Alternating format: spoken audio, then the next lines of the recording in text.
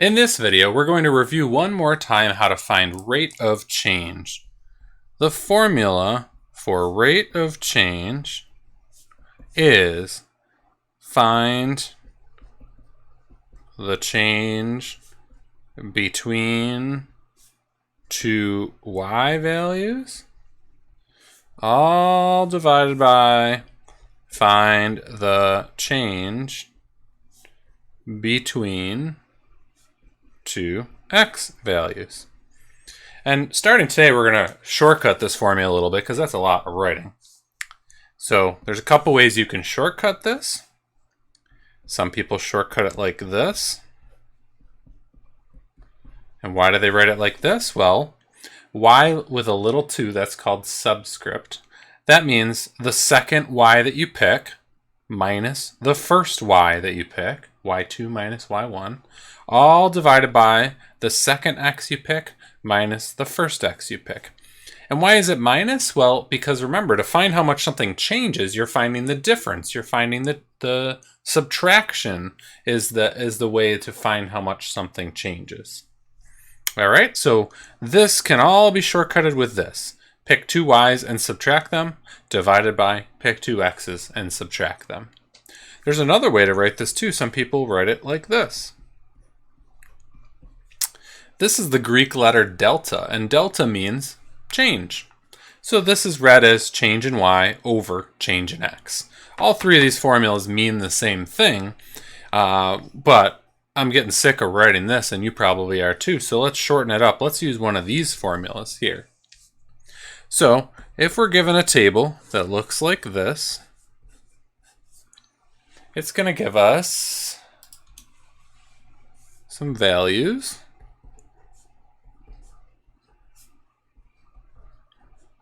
8.25, 8.75, 9.5. Okay, so if I want to find the rate of change of this table, I just need to pick two y's and then their corresponding x's and put the numbers into the formula. So I'm going to pick, these two numbers because I like the fact that they both end in 0.5. That'll make my subtraction a little easier. So this formula is nice and all, but I'm going to start using this formula. y2 minus y1 over x2 minus x1. What's the second y I picked? 9.5. What's the first y I picked? 7.5. What's the second x I picked? 2. What's the first x I picked? -6. Oh, careful with double negative there. 9.5 minus 7.5 is 2. And 2 minus a -6 is really 2 plus 6, which is 8. So 2 over 8 reduces to 1 over 4. So the rate of change of this table is 1 over 4, and we might want to write it as a decimal. Either way is acceptable. You'll find out in a couple days that it's actually better to write it as a fraction. Now it doesn't matter which two rows I pick. I can pick any two rows I want. Just to double check here, let's use the two rows I didn't pick.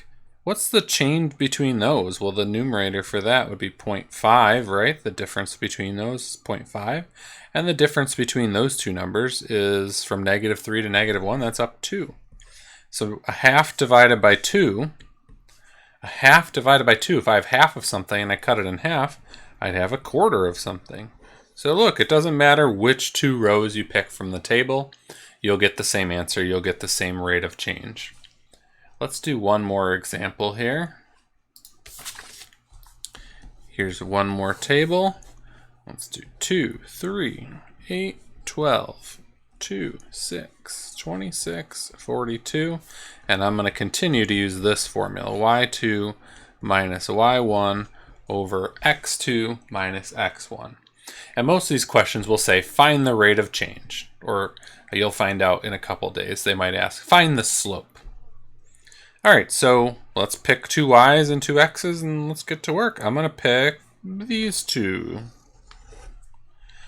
y2 minus y1, the second y that I picked was 26, and the first y was 6.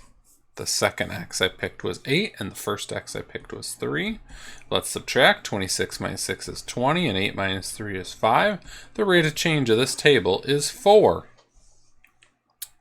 Now, let's say you picked the first row and the fourth row.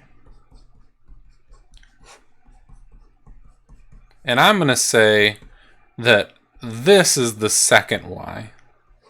And this is the first y. And then this is the second x. And this is the second, or the first x. Why did I do this? Because I want to show you that 2 minus 42 is negative 40. And 2 minus 12 is negative 10. I want to show you that order is important here. If I did this one minus this one in the numerator, I have to go in the same order and do this one minus this one in the denominator. I can't switch order halfway through, otherwise the signs won't work out. Both of these numbers worked out to be negative, but when I divide two negatives, I'm still going to get a positive 4 here. So just be very careful with negatives, and be very careful that when you're subtracting, you're going in the same order for both the numerator and the denominator. That's all today. Thank you for watching.